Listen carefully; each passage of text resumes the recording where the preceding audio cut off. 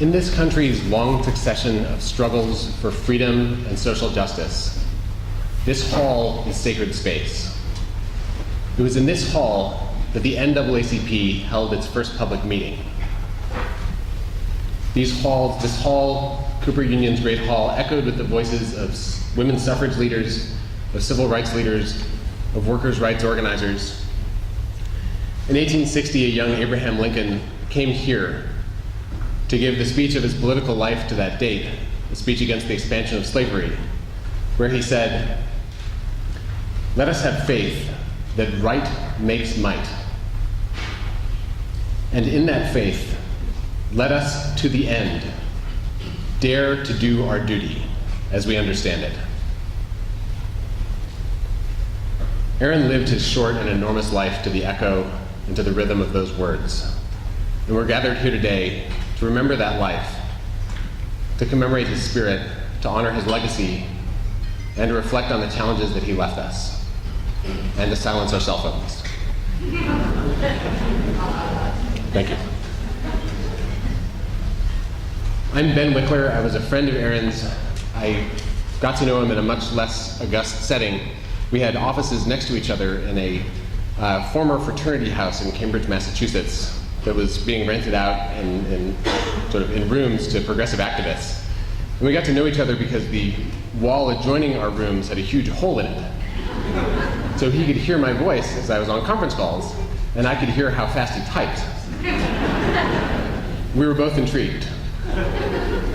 And we introduced ourselves to each other and started talking and discovered, I first of all discovered he knew more about my field and my work than I knew about his, and secondly, that he knew more about it than I knew about mine, which was a common thing for Aaron when talking to people about anything. But what I loved about Aaron was not only his incredible dedication, his incredible brilliance, but also how much fun he was. We constantly had ridiculous adventures, like when we tried to go see Avatar at an IMAX theater. It was sold out, and we wound up in a trapeze gym, flying around and sending cell phone videos to my wife, who was extremely alarmed at the turn of events. Aaron had a willingness and excitement to do whatever seemed like the right thing to do. And we're going to hear today from friends and collaborators and allies from all different parts of his life. He started in this work very young. We're also going to, we heard as we entered, a little bit of music that he loved. He loved Pete Seeger, both his music and his legacy. In a moment, I'm going to invite Pete Seeger's grandson to read a quick note that Pete Seeger sent, who wasn't able to join us today. We'll also hear from another musician from OK Go, Damien Kulash. There are many people who wish they could be here with us. There are some people who are here virtually. This is streaming online at Democracy Now! You can get there through rememberaaaronsw.com. And before we start, I'd like to say thank you to a bunch of people who helped make this happen. First to the team at ThoughtWorks, to Roy Singham, to Holly Webb, to Sean McGee, to Brian Guthrie, and everyone at ThoughtWorks who sponsored this. Aaron was working at ThoughtWorks. They'd given him a team of amazing engineers to build essentially whatever he wanted to help activists around the world, and that's what he was doing for the last year before his death. So thanks to them. Thanks to Julia and Democracy Now! Thanks to Anthony Mercurio, to Charles Furman, to Paul Ferris, Rawan Al-Haddad, to Jolie McPhee, Nick Allardyce, Rohan Porteous, Mika Sifri, Zephyr Teachout, everyone who helped make this possible, to everyone at Some of Us, and to Taren Steinbrück and Kauffman, also to the Baffler, to John Summers, who found the quote that you'll find in the program. A huge number of people were going through all the amazing things that Aaron said. There's no single quote of his that does him justice. But there's so much that he lived for that we'll be remembering today. Thanks also to Beth Wickler and Mac Wickler, my baby son, who might be making himself heard during this event. To Shelley Darden, to Deepa Gupta and Paul Adler, and all the friends who have come around Aaron's friends and family in these incredibly hard days after his death. One friend of Aaron's who wasn't able to be here is Larry Lessig. Larry went to the funeral on his son's birthday. It's his son's birthday party today. And at a time like this, you need to be with your family. But he sent these words. There are no words for this sadness. Tears were made for this. Silent tears. Ferocious hugs. Words were made for happier things, for the world he wanted, for the world he helped to build. Let us save our words for this, for the ways we will make the world he needed, for the ways we will guarantee the justice he was denied. He lives with us, always. He inspires us, forever. Let us never forget who he was, and let us not let him down again.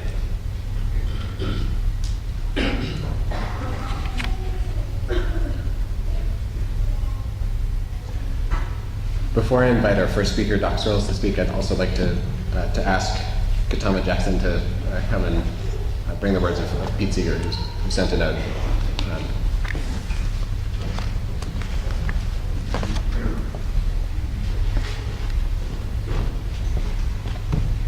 Thank you.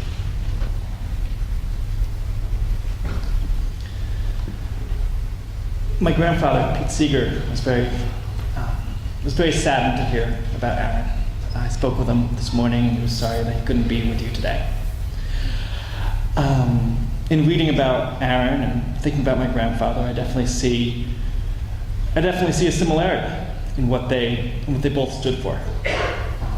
And my grandfather is someone who's always been very, very proud of people who stood up for what they believed in, even if it wasn't popular by everyone. And it's astonishing what Aaron has done in his life.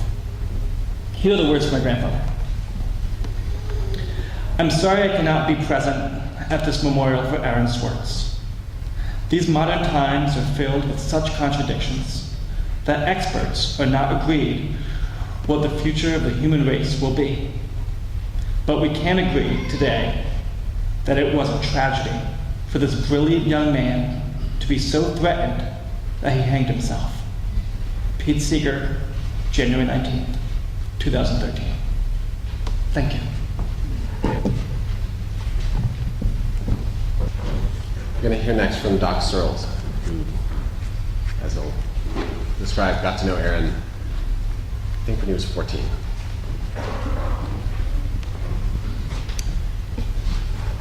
It was strange coming in here this morning, or this afternoon, whatever it is, in this track. Time seems to be off the table here. I kept thinking I was seeing Aaron in the line outside as I walked inside. There's such a sense of his presence. And then I saw this. I saw the program. That's a photo I shot of Aaron. I licensed it through Creative Commons, so that's the reason it's here.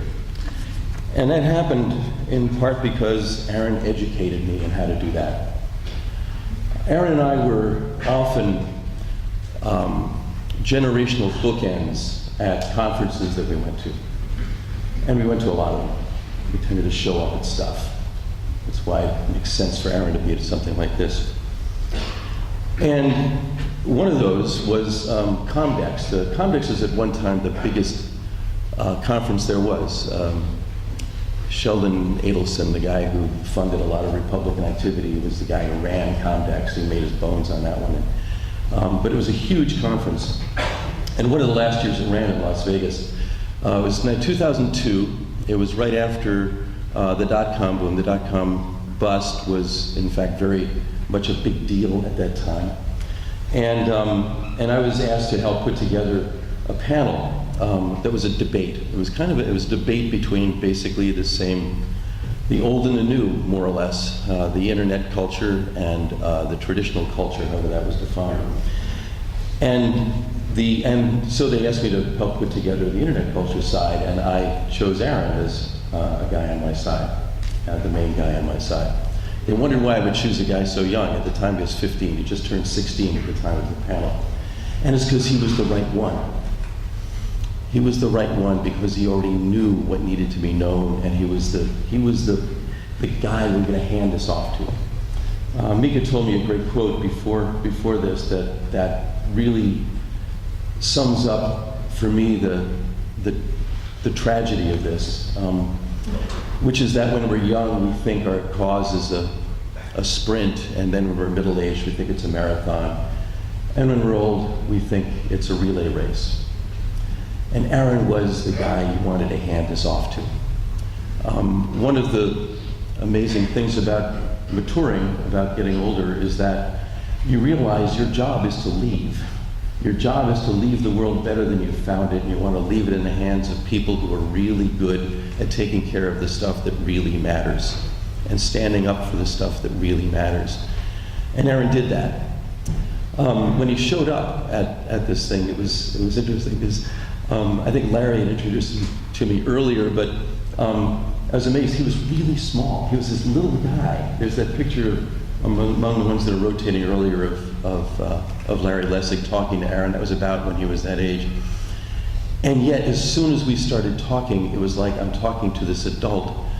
And I asked him about, school and stuff like that. You ask a teenager. He was done with school. He was done. He moved on. Were you going to high school? No, I'm not doing that. You're going to university? I'm working. On what? Well, there's RSS, there's Creative Commons, there's a whole roster of things that he was active in. David Weinberger wrote a great blog post that said, Aaron wasn't a hacker, he was a builder. But I was explaining hackers this morning to somebody at a bar mitzvah. We just came from one here. I was explaining hackers as I said, they're really the athletes, the athlete programmers, the top athletes, because it's a respectable term, and it needs to have respect again. Aaron had I believe his mom brought him here. That's what I said in my blog. I don't remember exactly, but he was chaperoned to the place. But when he was on stage and talking, I listened to what I could of the thing again. Somebody went to the trouble of pulling the audio from an old video that was shot live at that thing. Love the web for that kind of thing. Somebody digs this stuff up. And as I was listening to it, the one thing I heard Aaron vigorously defending and explaining was general purpose computing. Something that's threatened now. He's saying this in 2002 to a bunch of executives. We need to protect general purpose computing. So there's and also his computer was this broken Mac laptop that had you couldn't read it because the light had gone out behind it. Only he could read it. And he explained this is okay because it was still a security precaution. 16 years old. Anyway, so I was thinking about what Aaron stood for. You'll hear a lot of that today, and my note here says geeks and legal justice. And geeks tend to avoid the legal stuff. They tend not to want to screw with it. They tend to not want to deal with the politics. Linus Torvalds, I'm an editor for Linux Journal, would say, I only do kernel space, I don't do user space. Politics is in user space, justice is in user space. Aaron was in both. And there are so few geeks that stand out and go that extra space, that extra step to defend the rest of us, to look out in the future and see what needs to be and work on that and making that happen. And we need justice here. That's what this hall is about. That's the sacred space we heard about earlier. Justice needs to happen here. That's what Pete Seeger stood for, still stands for. That's what we all need to stand for. Whatever that means, and in our hearts we know it's there. And the presence that is Aaron in the world persists, and it's in all of our hearts. But we need to do the work that he started. Thank you. When I met him, Aaron told me he wanted to be really a historian, which isn't what he's most known for. And he was working on a book of history. One chapter was how urban sprawl came to be as the result of a conspiracy of department store owners in Manhattan. It's a true story. Another was about a group of elementary school-aged girls in a factory in Massachusetts who started organizing trade unions before that was a thing, which resulted in the creation of public schools to keep them from organizing workers. The historian Rick Perlstein, who was a good friend of Aaron's and who Aaron loved, wrote a memorial for Aaron where he said that each of us contains a universe in our heads, a world of information and heroes and villains and ideas. The difference was that Aaron had 14 or 15 of them. And different people here today represent different parts of those worlds. Our next speaker is Glenn Otis Brown, who's the first executive director of Creative Commons, has done a million other things in technology, and got to know Aaron in another one of those worlds.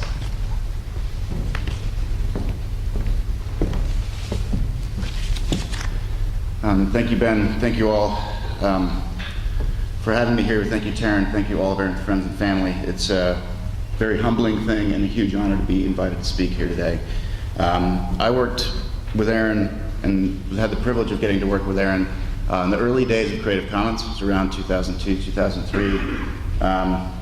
Aaron was about 15 or 16, it was around the same time Doc got to know him. And I didn't have any sort of a mentor relationship with Aaron. Technically, he worked for the organization I was running, but that didn't mean that he worked for anybody, as was often the case for the rest of his life. And in fact, at 15 or 16, he was, I can safely say, more emotionally mature than I was at 28 or whatever I was.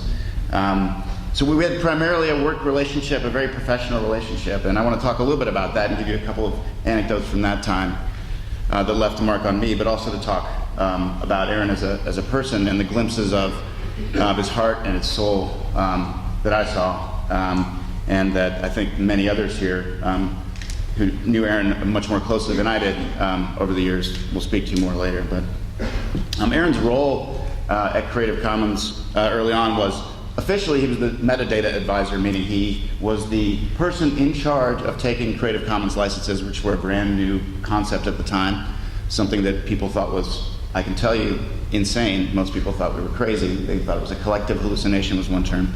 And Aaron, who was 15 or 16, came in as a kind of metadata expert, and his job was to translate these legal documents written by teams of lawyers in Silicon Valley and in Cambridge and turn them into machine-readable versions of that. So his ability to connect these different worlds that Doc spoke of began that early on. One thing that I found in something that I used to write called the Captain's Blog, which I originally called the Captain's Log in a Star Trek reference. It was an internal kind of newsletter. And both Aaron Swartz and Larry Lessig corrected me and said it should be called the Captain's Blog. I didn't know what a blog was at the time, so illustrative of our relationship. So, Creative Commons metadata advisor Aaron Swartz recently returned from the O'Reilly Open Source Conference, where he gave keynote speaker Lawrence Lessig a run for his money, delivering a Python lightning talk on Creative Commons metadata from within Python. The response was great, says Aaron. People kept stopping me in the halls with compliments and questions. That was not to be the last time that was going to be the case with Aaron. Another just fun anecdote that comes from these same set of notes. There was a time when the actual page where you could choose a Creative Commons license, we thought about naming it just kind of for marketing purposes or making it kind of fun. Different names that were going around, we ended up not doing this of course, but different names that were going around were the Commons denominator, the Genie, which I came up with. I have no idea what I was thinking with that one. And Aaron's was, appropriately enough, the Liberator, which, as you all know, continues to ring true today in terms of Aaron's view on the world and his spirit that he brought. But I don't want to talk too much about, like I said, Aaron's work. I want to talk a little bit about his heart and his personality and his soul and his sense of humor. Another thing that I found in these notes that I pointed to from Aaron's blog was his licensed haiku, which some of you may have seen. So this is Aaron speaking on his blog, again around the same time, 2002. I think that people really use software licenses to express intentions and don't really read the details of the licenses. So I think that licenses should be made as simple as possible so they don't disagree with the intentions, thus haiku licensing. And I have a feeling most of the people in the room are going to know what this means, but apologies to those of you who don't know what these acronyms are. You will shortly if you don't. Public domain, do what you feel like since the work is abandoned. The law doesn't care.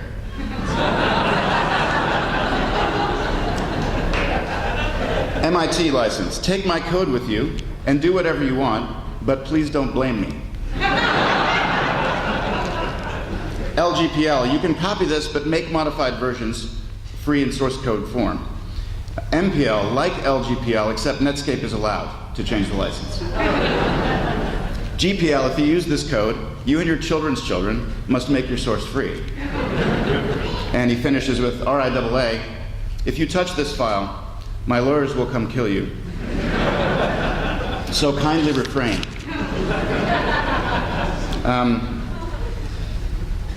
And mostly I think about it, I haven't stopped thinking about this from the moment I heard the terrible news on Saturday morning, is every thought comes back to Aaron's smile. Every thought comes back to the smile. It communicated so much more than almost anything else, and everything else that Aaron communicated spoke volumes. But this smile is literally the thing I'm constantly coming back to. And I have to comment a little bit on, I think, the what I've just observed kind of in this last week, the touching public outpouring that is primarily, I think, maybe focused on Aaron's work and the amazing things he accomplished in such a short period of time. I sometimes find myself, to the extent I feel a sense of regret, I try to turn that into a sense of gratitude for, I feel like I didn't maybe see it. I want more of Aaron's soul. I want to have more of his personality. I wish I'd connected with him more on a personal level and not so much on a work level. But sometimes we only get glimpses, and we have to be grateful for that. I'm incredibly grateful.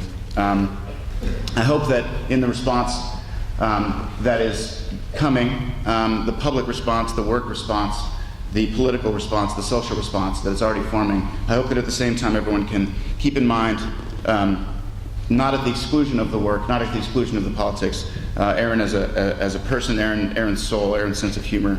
And I want to just read one thing that was also in his blog that struck me many years ago that I kept, and want to say again here that I think is relevant in a couple different ways. But this is about Aaron's month offline. He posted a blog post about spending 30 days offline. It's a guy who was very difficult to be offline for, like for many of us. So this is a very significant moment for him. Most of all, I felt not just happy, but firmly happy. Solid is the best way I can put it. I felt like I was in control of my life instead of the other way around, like its challenges just bounced off me as I kept doing what I wanted. Normally I feel buffeted by events, 1,000 tiny distractions nagging at the back of my head at all times. Offline, I felt control of my own destiny. I felt, yes, serene. Which I think is a comforting thing to look back on, but I think also potentially relevant for how we think about our reaction here. I hope that our response to Aaron's passing is as much about our souls and our hearts and Aaron's souls and hearts as it is about the work that we will continue to carry on for him. Just want to finish with another set of lines from a writer I admire, Up There with Aaron. This is from a song by Leonard Cohen called Anthem. You can add up the parts, but you won't have the sum. You can strike up the march on your little broken drum. Every heart, to love will come, but like a refugee. Ring the bells that still can ring. Forget your perfect offering. There's a crack in everything. That's how the light gets in. And I just want to finish by inviting everyone here to recognize that this is a tremendous gift that Aaron's given us, this collection of people of all different ages from many different backgrounds. And I want to make sure that we take the opportunity and invite you all to introduce yourself to people you don't know, people who touched Aaron's life, people whose life Aaron touched, and keep that connection on a professional level, on the level of work and the work to be done with the drum, with the march, but also the work of the heart and the soul and the bell. Thank you.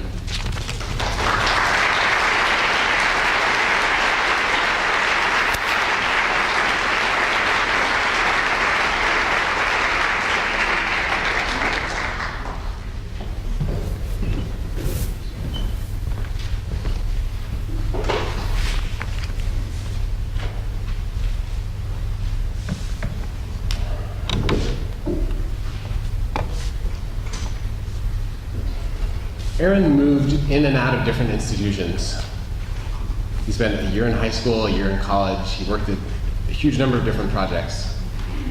But he moved into people's lives and stayed there. And one person whose life he was in and who played a huge part in his life, is Quinn Norton, our next speaker. Always a close friend, a longtime partner, a great ally in so many things, and a wonderful writer. And the mother of Ada, a daughter who Aaron, I have this very vivid memory of, bought a quadricopter for, which is a like a remote control helicopter with 4 blades that's controlled from an iPhone and flies around. And one day I was at the office, I was working, and Aaron came in and said, "I just bought a quadricopter." And then he had to explain what a quadricopter was, and then explain that it's controlled by an iPhone, and then explain that it was for a 7-year-old, which totally blew my mind. But when Aaron was 7, he built an ATM. So,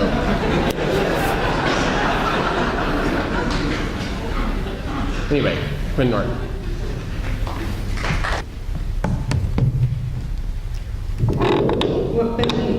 What Ben didn't mention in that story is that Aaron immediately crashed that quadricopter and destroyed it, and managed to get another one on insurance, which my daughter then crashed and destroyed.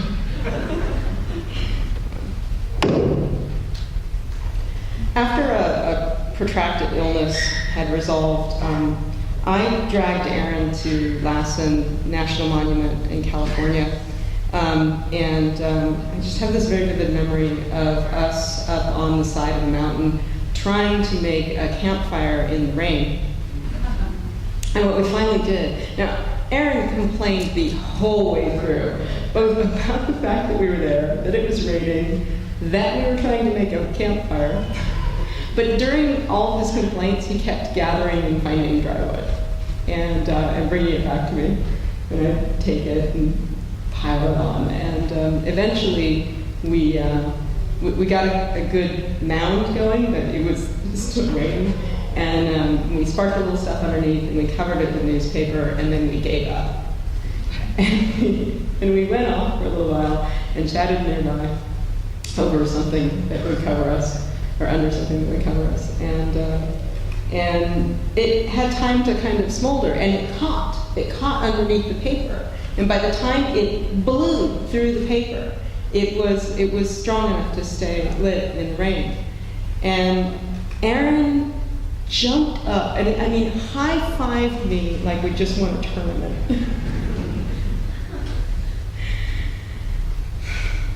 An event like Aaron's death divides a life. It's the BC and AD of one's personal story. And from now on, my own biography will divide it into when Aaron was alive and after he died. We look for the words that will bring him back. We look for memories that contain him like an incantation.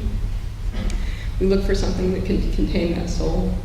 I have 1,000 little pieces of our time together, 1,000 little nets to try and trap the smoke that he now is.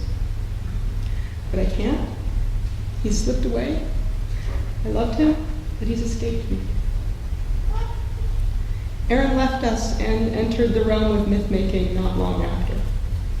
He doesn't belong to any one of us anymore, not even himself. He belongs to memory and history and time and hope. Still, I lost a person that day, and a person that I cared for very deeply.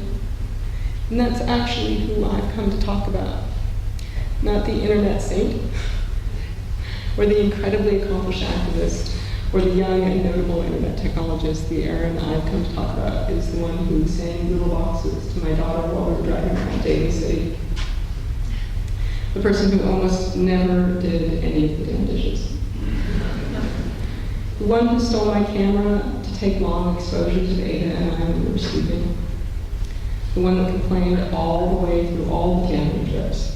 And grinning, always agreed to the next one. The one that climbed 30 feet up to the top of a tree in Northern California and sat there insisting he liked it and wouldn't have any trouble getting back down for quite some time. Aaron Swartz ate a lot of water crackers.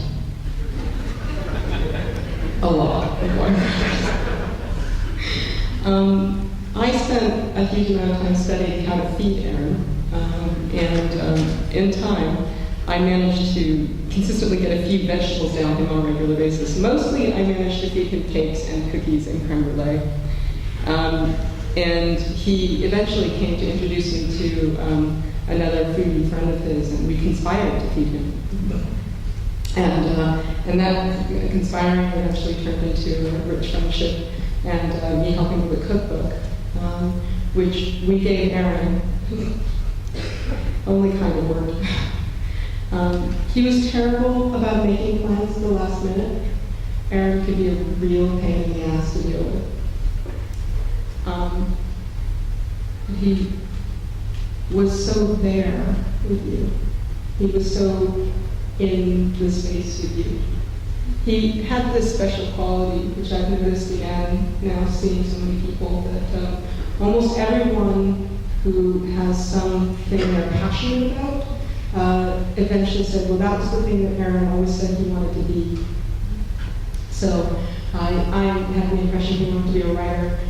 My sociologist friend has the impression he wanted to be a sociologist.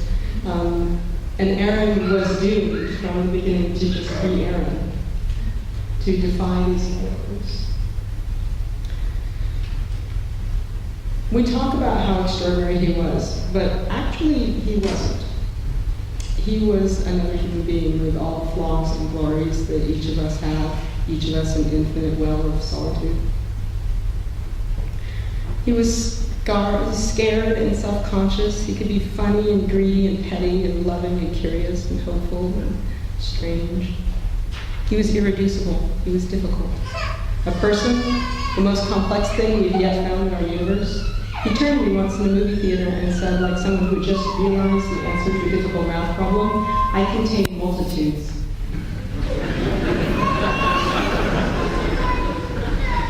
However, to call Aaron extraordinary is in a way to sidestep the message of how he lived his life. The only reason we're all here at this memorial holding up this 26-year-old as a paragon is that in a culture ruled by fear, he learned and taught me that trying was more important than being afraid. Don't worry, he told me, no one remembers your failures. Don't waste time doing small things and being cautious. We're here because he did so much in his 26 years, despite a culture saying you have to be careful and risk nothing. Be responsible, be differential, go through the proper channels. He rejected all that. He didn't wait to start living, and that's all it took. He understood that his curiosity was all the license he needed. It was the only permission to participate in the world. And when the world didn't understand that, he taught it to them. He understood that learning was more important than accreditation, and that intelligence is a poor and pale substitute for Taren. He burned with a love for humanity, and he surrounded himself with people, all so infinitely complex, you people, struck down by a love of the world. He lived a life of thought and action, and that is the rarest thing in this world. Right now, this moment in history, to marry our thoughts and our actions. We shared an understanding that a life is a thing made in the living of it. And he inspired me. And here in the AD, I will carry that little inspiration like a jewel gripped in my hand. Beautiful, valuable, abrasive, and impossible to forget. To read a poem by Edna St. Vincent Millay called First Fig. My candle burns at both ends. It will not last the night. But ah, my foes and oh, my friends, it gives a lovely light. Thank you.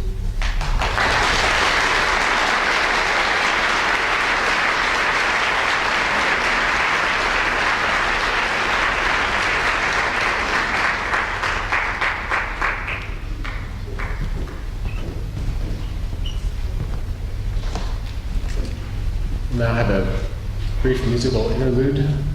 Damien Kulash from the band OK Go, which I really like, is here is going to play a song. This is a song by a band called Lavalier. It's called Everyone's Heart's Breaking Now.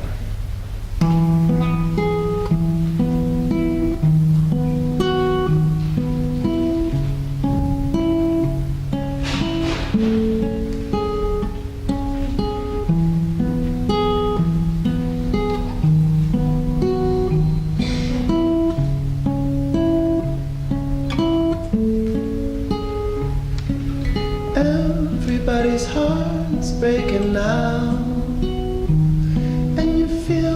world is ending somehow, and you wonder how you find our way out. Oh, everybody's heart's breaking now.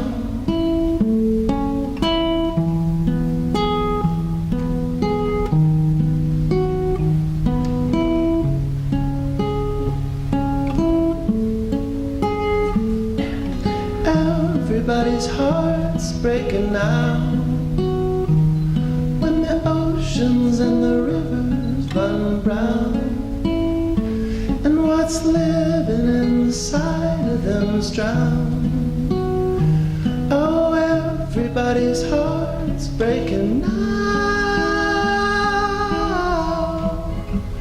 Breaking now. Breaking now.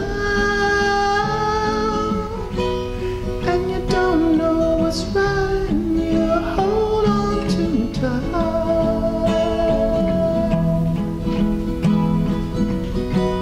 and you don't know what's right, and you hold on too tight.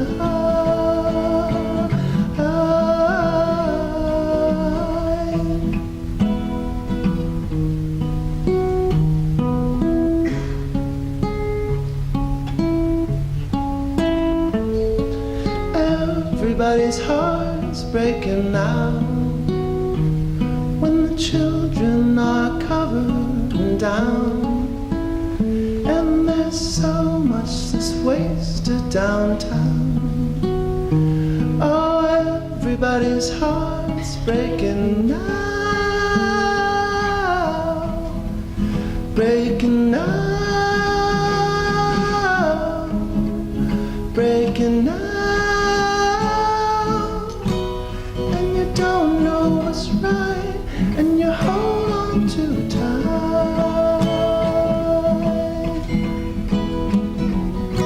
and you don't know what's right, and you hold on too tight.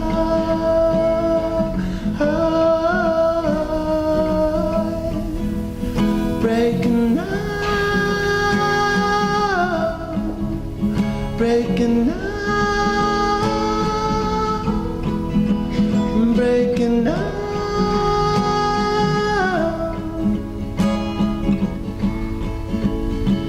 Oh, everybody's heart's breaking now.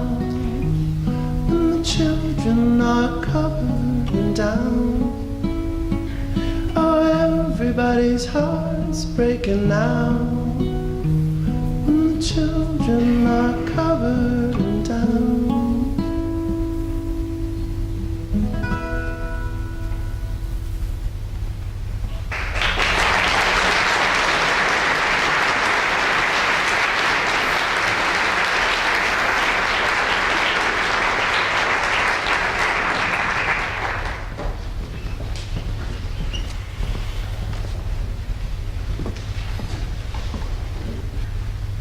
I mostly knew Aaron as a friend and as an activist, but I learned a lot about technology from him. And one thing that I learned about was the agile method of software development, which is practiced at ThoughtWorks. In an agile software development, the idea is you make things right away and put it in front of real people, and then see what doesn't work, and then fix that, and then make it again. And you're constantly building and changing things, and it's something that works incredibly well in technology. In print products, it doesn't work quite as well, but we tried to use the same principles. You'll find a typo in front of your program. The 2012 should be 2013. But Aaron would always try stuff. And one of the things I loved about him was his combination of sort of reverence and fearlessness. So if he found something that was fascinating or interesting, he would just reach out to whoever it was that was doing that thing and start learning from them and talking to them. Which I think is how it came to be that one day he came over to my place and he'd just been visiting with Edward Tufte, who's a revered and amazing sort of founder of the field of the visual display of quantitative information. Edward Tufte is here today and is going to talk to us about his Aaron Swartz, which was part of the multitudes of Aaron Swartzes that we all knew one way or another. Edward Tufte. Aaron first encountered me at Stanford in 2005 and promptly posted a very funny account about looking for my ghostly presence. He tells the story of how he had a choice between taking a final exam and or coming to hear me talk. As it turned out, he did both. We then would meet over the years for a long talk every now and then, and my responsibility was essentially to provide him with a reading list for life. And then about 2 years ago, Quinn and Aaron came to Connecticut, and he told me about the 4.5 million downloads of scholarly articles. And my first question was, why isn't MIT celebrating this?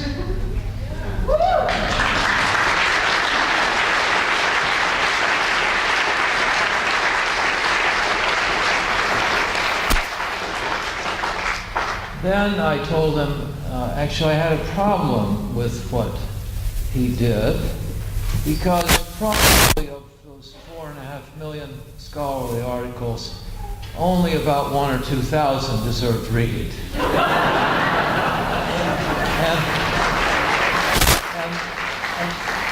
But what he needed in downloading was, in addition, was a quality control mechanism, and that would ensure that the material deserved to be downloaded by Aaron. And so I suggested that he combine his search or his downloading of articles with a link to the citation index, and so he could download articles that had been cited more often than just by the author's mother. Either at that meeting or maybe at the next one, we talked a little bit about the legal case, or maybe it was right before he was indicted, and he asked me if I knew Bill Bowen. I think he knew the answer to that question. Bill Bowen was president of Princeton when I started out, and was enormously helpful in my career there. He then became president of the Mellon Foundation, and he had retired from the Mellon Foundation, but he was asked by the foundation to handle the problem of JSTOR and Aaron. So I wrote Bill Bowen an email about it, and I said first that Aaron is a treasure, and then I told a personal story about how I had done some illegal hacking as a student and been caught at it, and what happened. In 1962, my housemate and I invented the first blue box. That's a device that allows for free, undetectable, unbillable long-distance telephone calls. And we got this up and played around with it, and the end of our research came when we completed what we thought was the longest long-distance telephone call ever made, which was from Palo Alto to New York time of day via Hawaii. Well, during our experimentation, AT&T on the second day, it turned out, had tapped our phone, and but it wasn't until about 6 months later when I got a call from a gentleman, A.J. Dodge, senior security person at AT&T, and I said, I know what you're calling about. And so we met, and he said, you know, what we're doing is a crime, network and all that.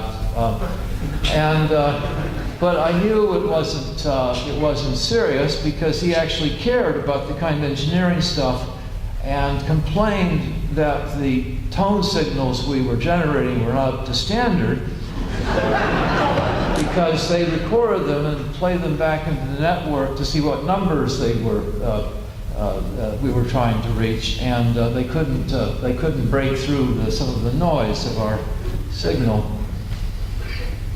The upshot of it was that, and he asked why we went off the air after about 3 months, because this was to make long-distance telephone calls for free. And I said, well, we regarded it as an engineering problem, and we made the long-distance telephone, and so that was it.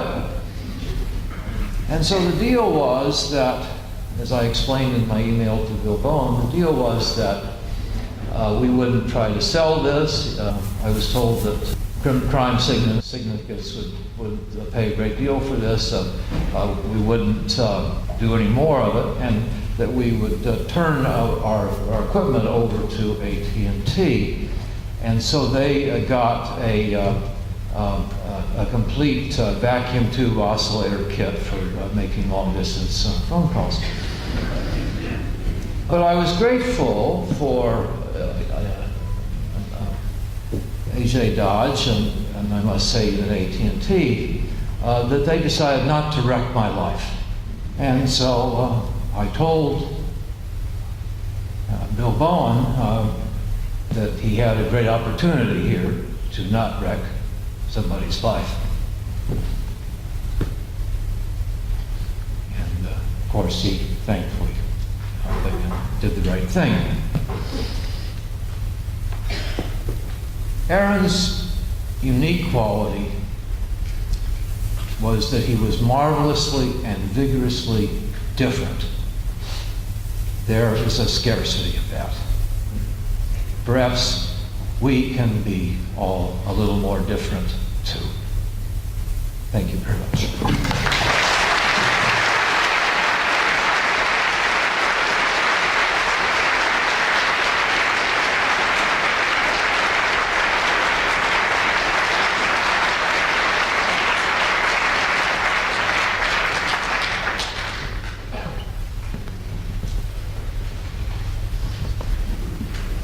Pretty early, I guess everything in Aaron's life was pretty early, but even within Aaron's life, pretty early in his life, he had the fortune to make some money that allowed him to be financially independent. As many people have written and reflected, Aaron never actually did anything for the purpose of making money. But he was part of Reddit and helped us to sell it, I think when he was 20.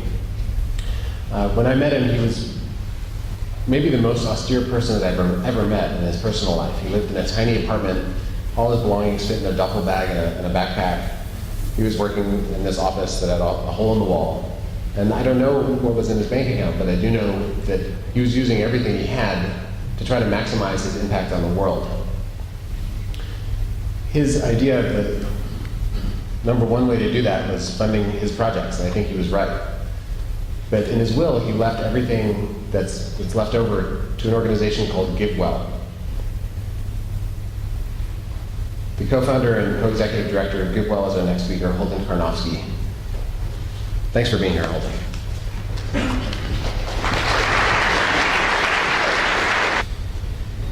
I met Aaron through his interest in the work of Peter Singer. Peter Singer is a philosopher who argues that we're morally obligated to give as much as we can to charity, because our money can do so much more good for others than it can do for us. Peter promotes my organization, GiveWell, because GiveWell works to find the charities that are doing the most good. For example, in terms of lives saved per dollar given. This is not the way most people think about giving to charity. For most people, giving to charity is optional and it's personal. They see all giving as praiseworthy and all options as equally valid, and they give to a charity that they have a personal connection to or a personal passion for. To many people, it's a strange and foreign idea that you could be doing something wrong by giving to a charity that's good and just not the best. But to Aaron, this idea was natural and obvious. Aaron was driven by that same approach, not just for how to spend his money, but for how to spend his time and his considerable talents. Aaron believed in trying to maximize the good he accomplished with each minute he had.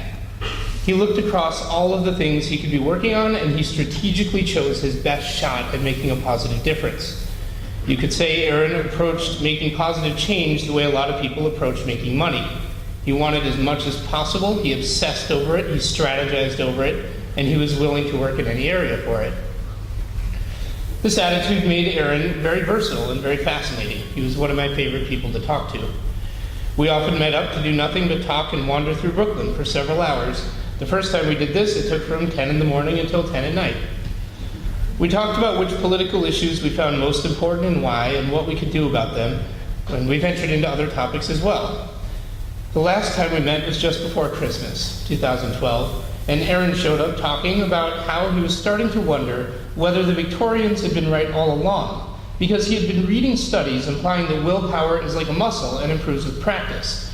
So maybe wearing silly clothes and being sexually repressed might have made the Victorians incredibly good at practicing self-control and productivity.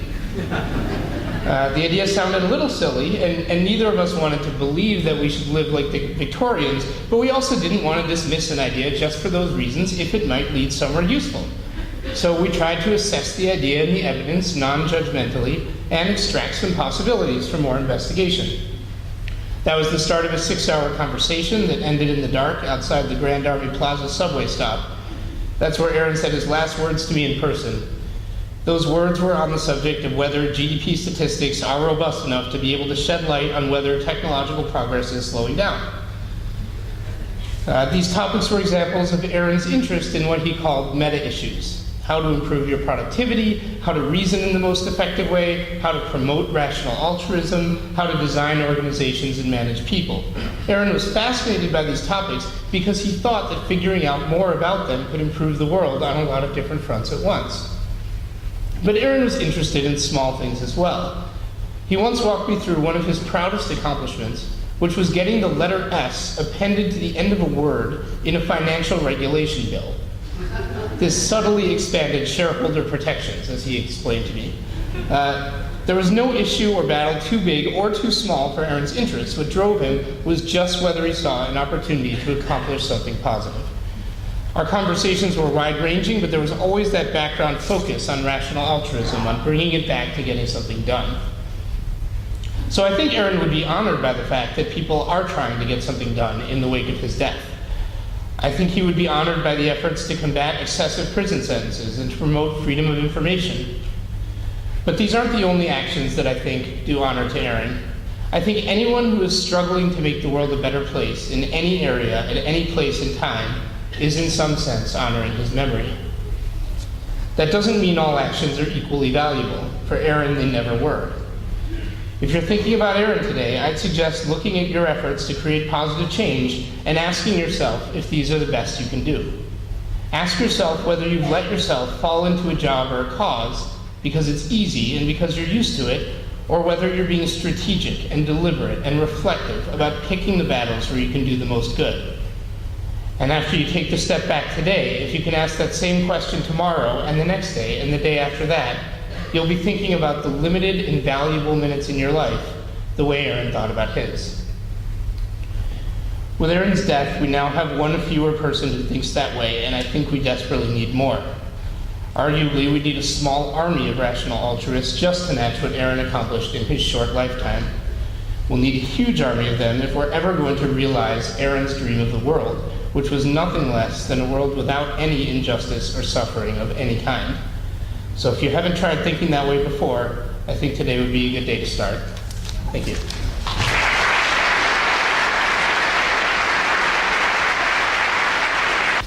GiveWell this year has identified a group that provides insecticide-treated bed nets to combat malaria as the most effective charity in the world this year. You can give to them through givewell.org, and on a technical note, you can tweet about today with the hashtag Aaron Swartz or AaronSW, and you can tell friends that they can find a live stream of this event again at democracynow.org. You can also submit a remembrance for Aaron at help.rememberearnsw.com, or read other people's at rememberearnsw.com. Our next speaker is the writer and essayist Tom Chiarella, one of Aaron's favorites, who's doing a reading which he can introduce. I told Taren that I would speak a little beforehand to avoid the notion, for David really, just that these are holy words, but and I couldn't figure out how to create something that would segue with a person I considered one of the more brilliant people I'd ever met. So I just decided I would get up in the morning and write first thing I thought of, because I'm thinking about nothing else but this. So this is me, and then when I'll segue at some point to David Foster Wallace, and I'll raise my finger and tell you. My father was an architect who encouraged me to see my entire existence as a kind of city. Not a very grand city, not Rome or New York or London, just a component city, a functioning place, orderly design, disorderly nature. City is a series of parts: the marketplace, the town square, the promenade, the dark alley, the offices, the union hall, the houses, the windows lamplit.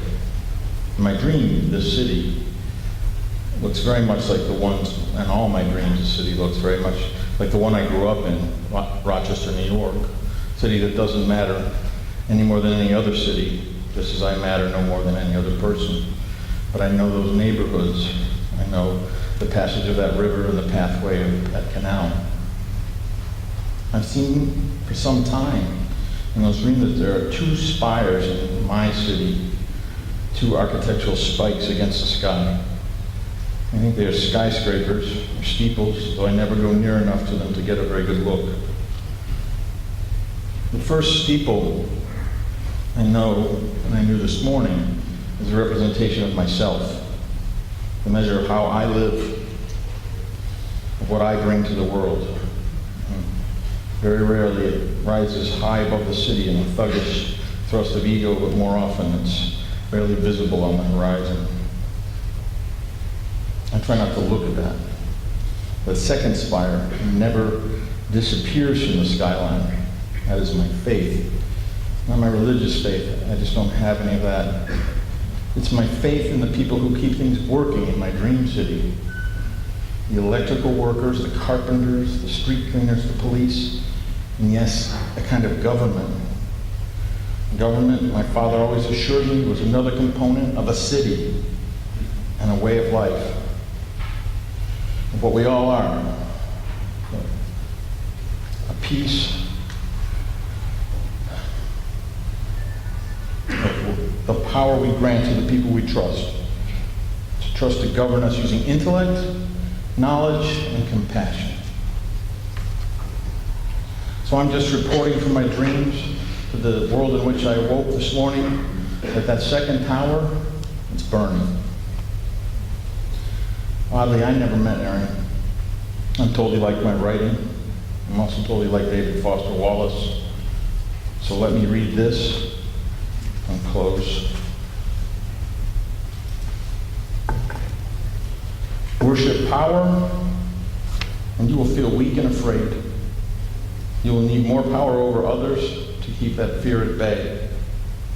Worship your intellect, being seen as smart. You'll end up feeling stupid, a fraud, always on the verge of being found out, and so on. The insidious things about these forms of worship is not that they're evil or sinful, it's that they are unconscious, default settings. They're the kind of worship you just gradually slip into, day after day, getting more and more selective about what you see and how you measure value without ever being fully aware that's what you are doing. And the world will not discourage you from operating on your default settings, because the world of men and money and power hums along quite nicely on the fuel of fear and contempt and frustration and craving and the worship of self. Our own present culture has harnessed these forces in ways that have yielded extraordinary wealth and comfort and personal freedom. The freedom to be lords of our own tiny skull-sized kingdoms, alone at the center of all creation. This kind of freedom has much to recommend it, but of course, there are all different kinds of freedom, and the kind that is most precious you'll not hear much talked about in the gray outside world of winning and achieving and displaying. The really important kind of freedom involves attention and awareness and discipline and effort and being truly able to care about other people and to sacrifice for them over and over in myriad, petty, little, unsexy ways every day. That is real freedom. The alternative is unconsciousness, the default setting, the rat race, the constant, gnawing sense of having had and lost some infinite thing.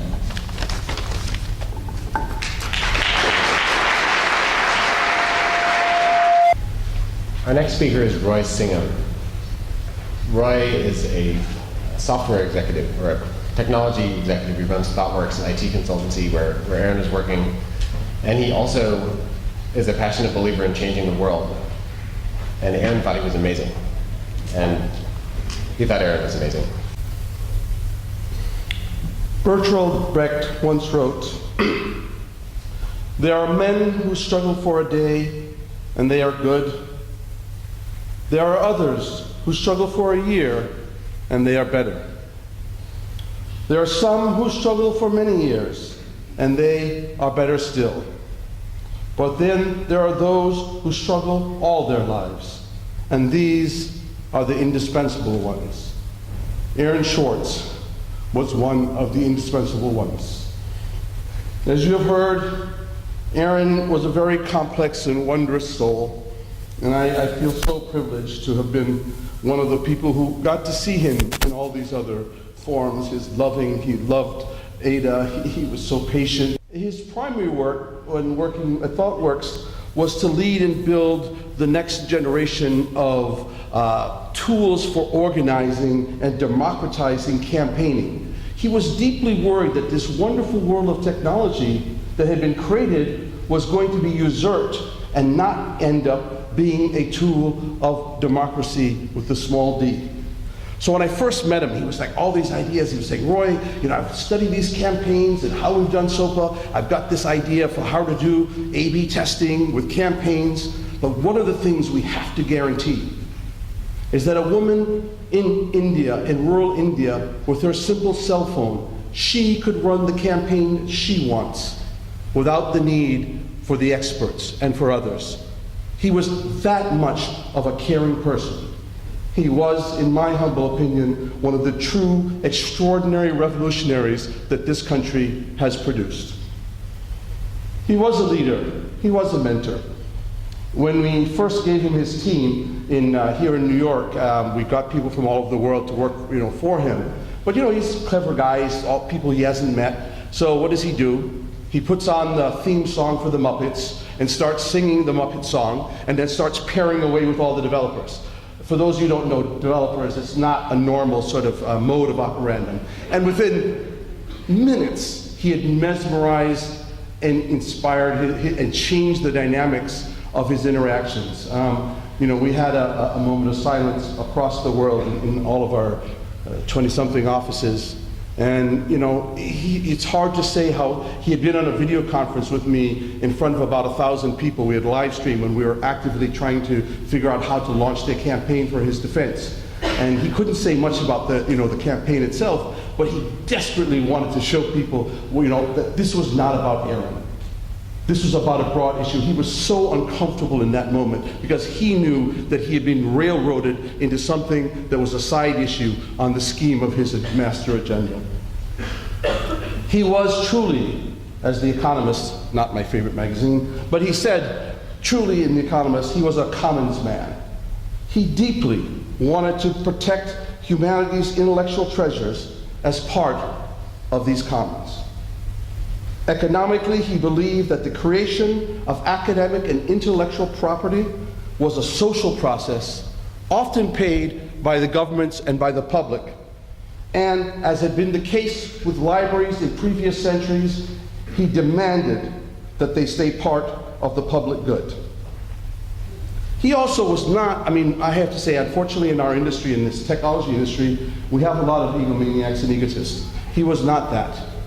He firmly believed that the accident of his considerable intellectual prowess gave him no right to appropriate the essential good that is the common tradition of the human race, which is intellectual knowledge. We were at the funeral with his father, and I know some of you are parents here. There's nothing more wretched, as you know, to having to give a eulogy for your own son. And Bob did it in the most humane, in a way that all of us cried, of course, when he spoke. But then he made something that stuck a knife in my heart. He made a very lucid point about the duplicity of our society that protects those who accumulate wealth and treats those like Aaron in a completely different fashion. You know, it is just unacceptable.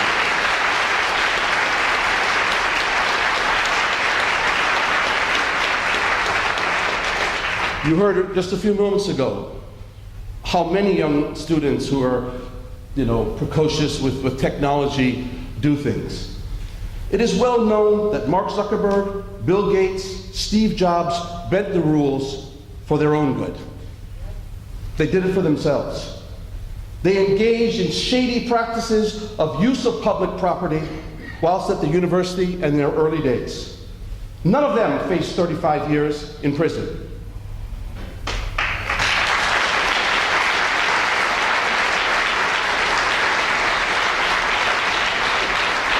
Instead, they have amassed great wealth. They are worshipped. Yet here's Aaron, somebody whose life is the exact opposite of these people. And I've met these people, and I've met Aaron. You cannot imagine a polar opposite of beauty in human beings. And here is the opposite of that. And yet, he fought every moment. He lived his truth. He only worked on the important. He really, really did. There was not a day that he didn't do that. And yet, he used his incredible talents and privilege for the advocates of those without. So we have a choice. What Bob taught me at that funeral, we have a choice today. We have this very small and unique opportunity in history to shake up the control by these self-aggrandizing egomaniacs who use technology for the good of the 1%. This is not something that Aaron's legacy is to kill that good.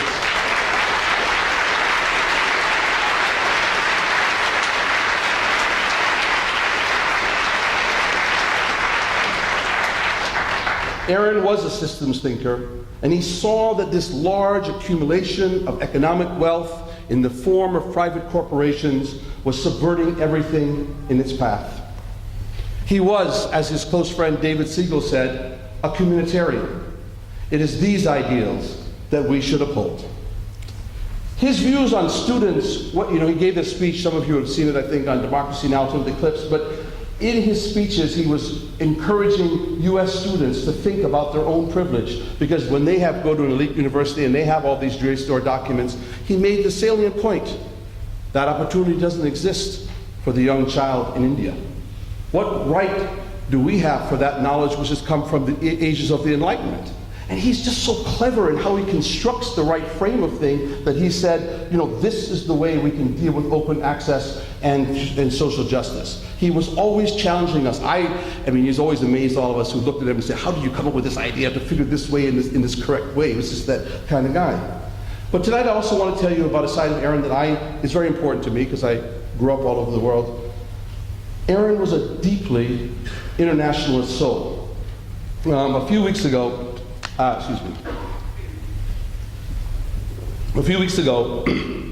had invited a small group of progressive Muslims into our offices to talk about how we deal with the growing violence against Muslims and people that people think are Muslims in our country. This was just after the subway event where the woman had pushed, the young man into his death. And so, as is my nature, I'd seen Aaron earlier in the day. I said, Aaron, you got to come to this meeting, man. Drop what you're doing, show up to the meeting. And of course, Aaron did that, and he came to the meeting, in the evening. I was actually on Skype at that point. And as always, here's Aaron listening for an hour to all of these complicated things, both of us learning about, what is the status of, of politics of the Muslim community here in the United States, etc. But absorbing all of this thing. And here, most of us are probably double his age. And he waits, and all of a sudden he begins to talk, and he says, I think you guys have framed this issue incorrectly. The right way to frame this issue is we have to conduct a campaign against the merchants of hate. And there was silence. He had properly characterized what was the issue at hand in a way that everybody in America could understand and that we could understand. And I want to tell you that the people who are in that room with Aaron are sitting here today weeping at the loss of Aaron. And they've asked me, Roy, how can we allow our country to take away this beautiful voice? Here is this young, beautiful Jewish kid. He's a kid to me. I know he's a man, but here, that voice had no right to be taken from us. It had no right. And I rotated between sadness and crying and anger when I know that when people like that are taken and we don't raise our voices, we are complicit. And I'm so proud that so many of you have showed up tonight.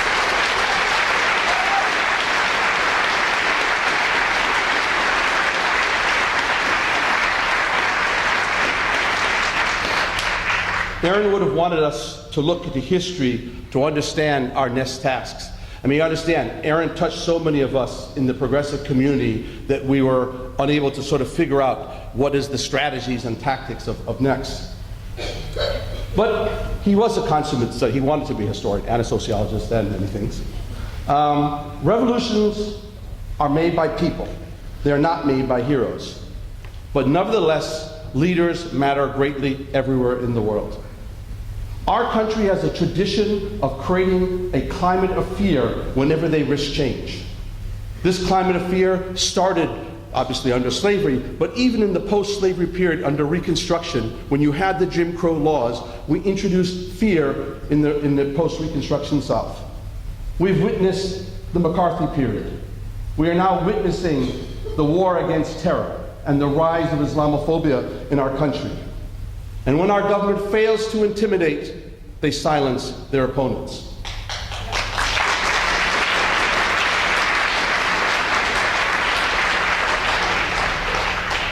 "52 years ago, Patrice Lumumba was martyred by the Belgian and United States government in the Congo. He was one of the most important leaders of his generation and, in fact, centuries in Africa. He was that significant. It took us almost 40 years for it to be impossible for the United States to deny that they had a role in his assassination. 45 years ago, in the jungles of Bolivia, Che Guevara was assassinated on the orders of the CIA. Aaron knew and decided consciously the system with which he was taking on. Aaron was a target of the FBI. After the Pacer incident, they followed him. He was strip searched. Let's not pretend that this was not a political issue of Aaron's voice on SOPA and the rest of the issues that he fought.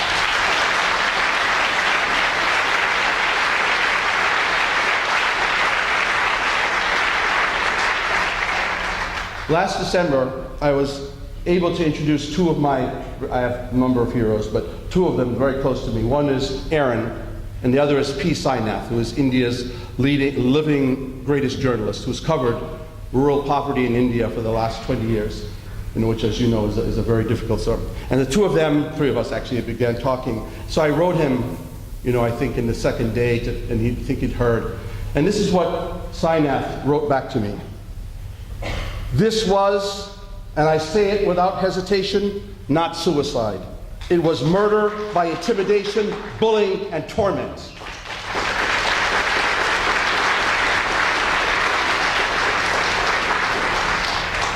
Today, we are left with a number of issues to fight in the wake of Aaron's passing. First, we must demand accountability for those who tormented Aaron. We do not do so to personalize the issue or to seek revenge. That is not our motivation. We understand that if we allow the climate of fear to exist, the damage that will be done is that the next Aaron will not come. That is a future that we will not accept in our world. That is a future unacceptable.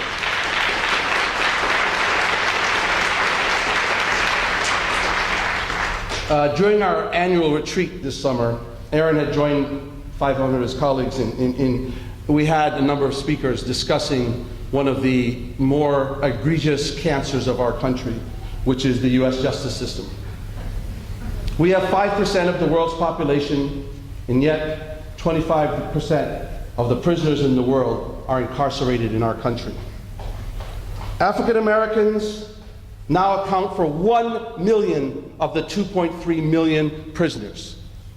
80,000 people, as we sit here today, are in constrained confinement or solitary confinement. Solitary confinement has been condemned by the United Nations as a form of torture. And Aaron, he was deeply conscious of privilege. He really thought, and he would not have wanted it to be in history, that it would take somebody of his stature and his connections to bring attention to this plague and abusive system of plea bargaining in America. Aaron is like many of tens of thousands of Americans who don't have his influence and doesn't have these friends, the wonderful people we have here. This system that is in America today is an abuse of state power. A fitting legacy for Aaron would be the dismantling of this system.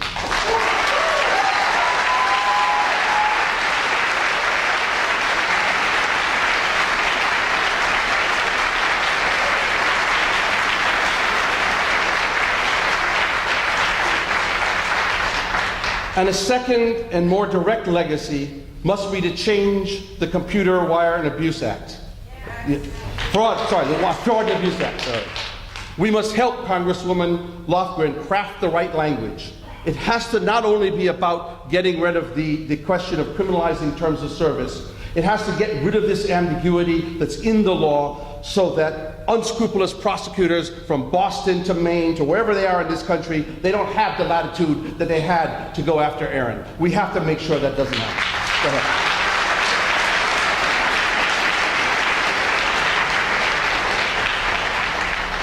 I want to close with the words of Frederick Douglass, one of the greatest leaders of our country, who spoke in this very hall about over 100 years ago, a few years after the emancipation from slavery.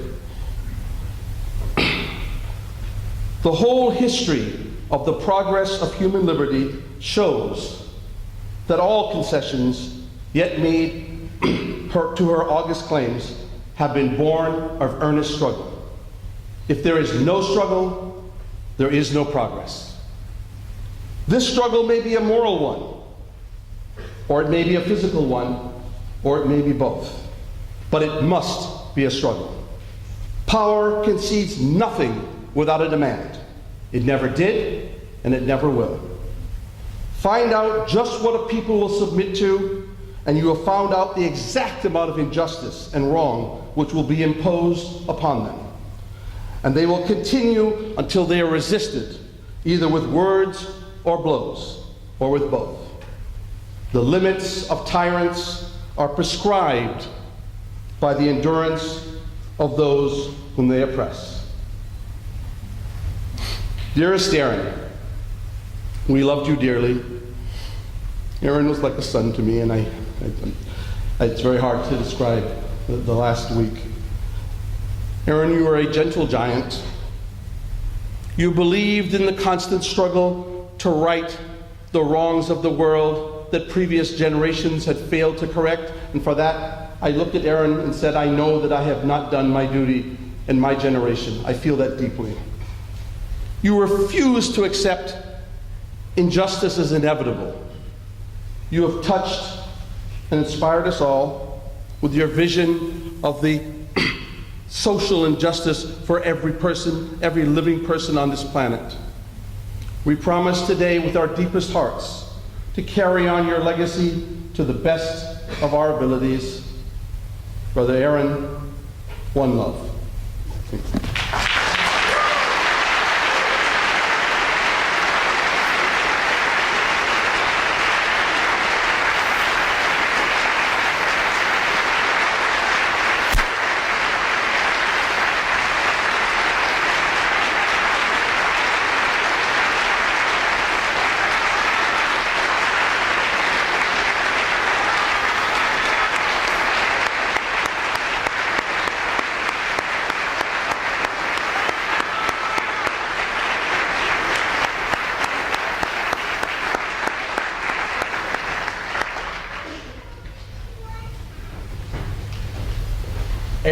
fighter. We remember him for his generosity, for his spirit, for his verve, for his brilliance, for his warmth, for his wit, for everything he built. But he also fought. Our next speaker, David Eisenberg, was the founder and organizer of Freedom to Connect. He invited Aaron to give the speech that has been replayed all across the internet in the last week, where Aaron tells the story of how he helped millions of people to stop SOPA, the internet censorship bill. In the last years of Aaron's life, he had just started this journey of figuring out how to mobilize people, how to light the spark in people so that they could realize their own power and change the world. And I think that what he did for technology and the internet, he was just beginning to do for politics.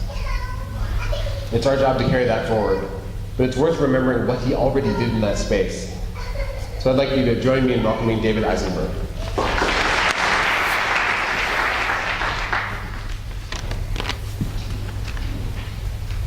I can't even remember the first time I met Aaron.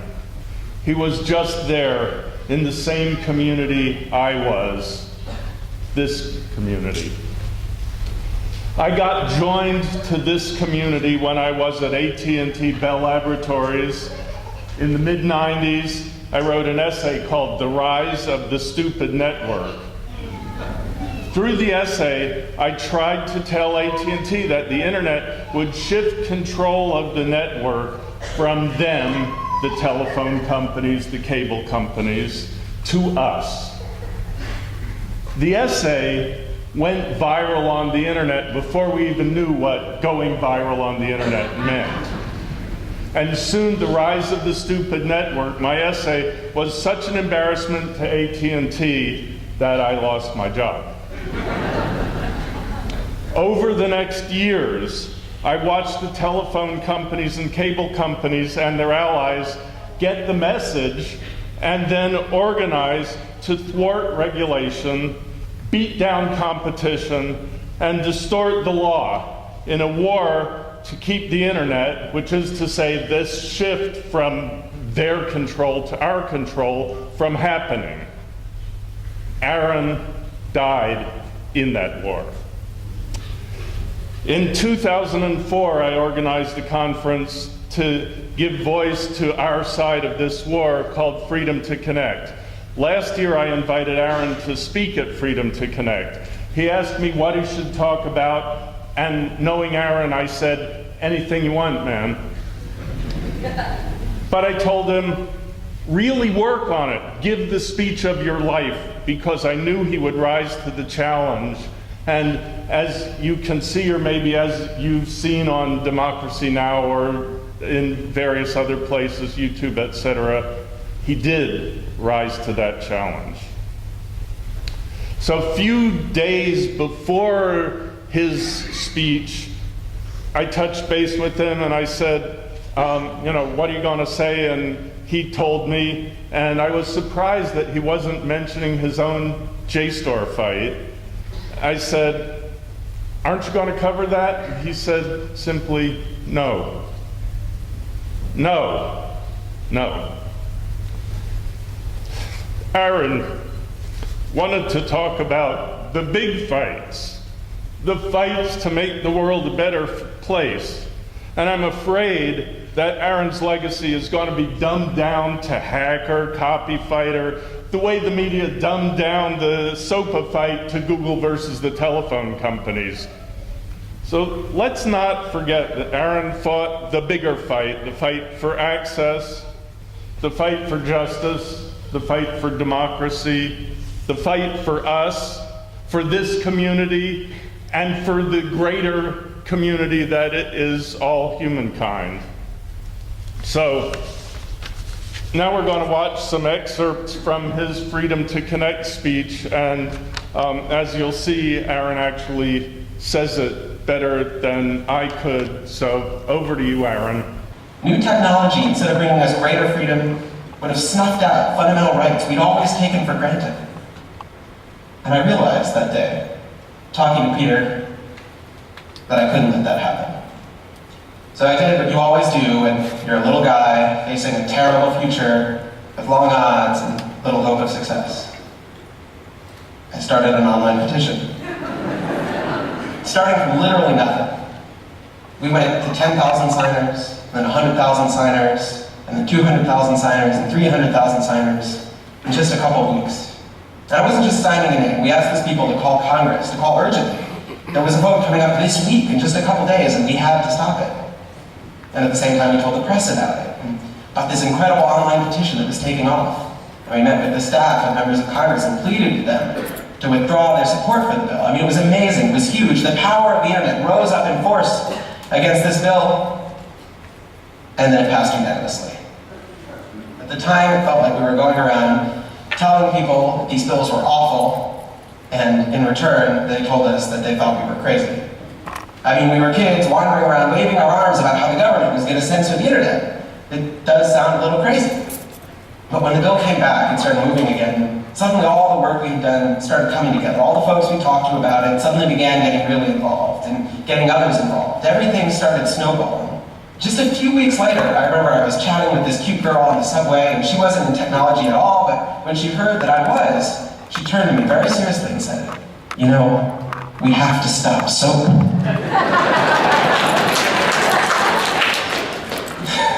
So progress, right? The wheels came off the bus pretty quickly after that hearing. First, the Republican senators pulled out, and then the White House issued a statement. And that was when, as hard as it was for me to believe, after all this, we had won. The thing that everyone said was impossible, that some of the biggest companies in the world had written off as kind of a pipe dream, had happened. We did it. We won. The people rose up and they caused a sea change in Washington. Not the press, which refused to cover the story, just coincidentally their parent companies all happened to be lobbying for the bill. Not the politicians, who were pretty much unanimously in favor of it. And not the companies who had all but given up trying to stop it and decided it was inevitable. It was really stopped by the people themselves. But it's kind of hard to believe this story. Hard to remember how close it all came to actually passing. Hard to remember how this could have gone any other way. But it wasn't a dream or a nightmare. It was all very real. And it will happen again. Sure, it will have yet another name, and maybe a different excuse, and probably do its damage in a different way. But make no mistake, the enemies of the freedom to connect have not disappeared. The fire in those politicians' eyes hasn't been put out. There are a lot of people, a lot of powerful people, who want to clamp down on the internet. And to be honest, there aren't a whole lot who have a vested interest in protecting it from all of that. We won this fight because everyone made themselves the hero of their own story. Everyone took it as their job to save this crucial freedom. They threw themselves into it. They did whatever they could think of to do. They didn't stop to ask anyone for permission. But if we forget that, if we let Hollywood rewrite the story so it was just big company Google who stopped the bill, if we let them persuade us we didn't actually make the difference, if we start seeing it as someone else's responsibility to do this work, and it's our job just to go home and pop some popcorn and curl up on the couch to watch Transformers, well then next time, they might just win.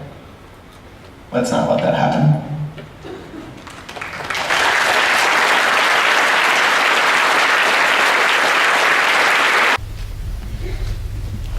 Like a lot of people who knew Aaron, one thing I've been doing in the last week is going through and reading all the emails we sent back and forth to each other. And I found the email he sent me right after he heard about KOICA, the bill before SOPA and PIPA. He'd heard about it from a friend at the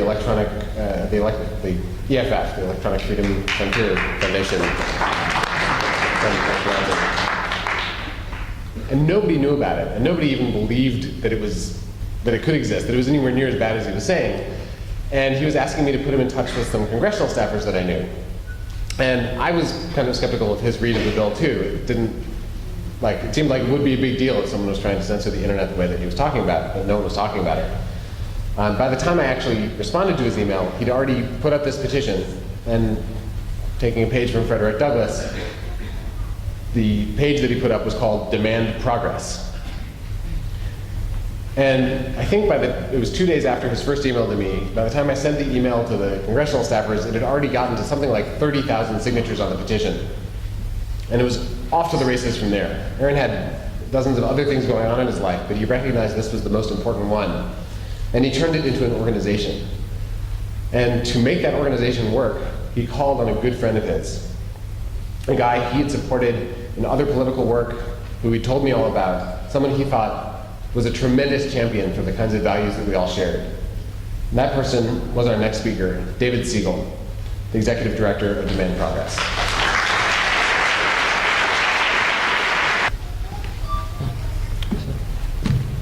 At Demand Progress, we met Aaron as a genius, of course. That's a word that's overused, but not in his case, and I don't know that I've ever actually applied it to anybody I knew in real life before. But we didn't get to know him as the boy genius or the adolescent genius that so many others knew, and I really wish I'd gotten to know that Aaron too. I always kind of did, and especially so over the course of the last week, and I'm sure others of you want the same. The stories have been so glorious and illuminating. So before I begin, I just wanted to mention, this is an aside, that last night I felt like I got to know that part of his life a little bit more deeply when I happened upon a clip that WBEZ posted of a wonderfully sweet interview with a very high-pitched Aaron from 2001 after he won a prize from MIT, which for many of the friends he'd met online was actually an article. It was actually an article about that award that first outed him as a 13-year-old. And so I just wanted to very much recommend that anybody who cares to look for that. I met Aaron through my unsuccessful run for Congress in 2010 when the PCCC, one of the many important entities that he founded, endorsed me, and he became a fixture in our campaign office. I was in Providence. He was based outside of Boston at the time. And he'd help us rig up cheap polls and cheap robocalls, things that helped give our uphill effort a fighting chance.